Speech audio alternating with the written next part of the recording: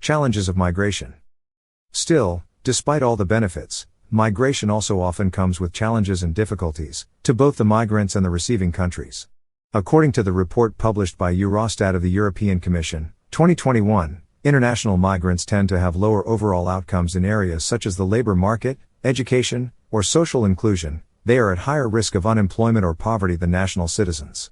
Moreover, they face challenges such as language barriers, lack of employment opportunities, housing, access to local services, including health care services, cultural differences, prejudice, isolation.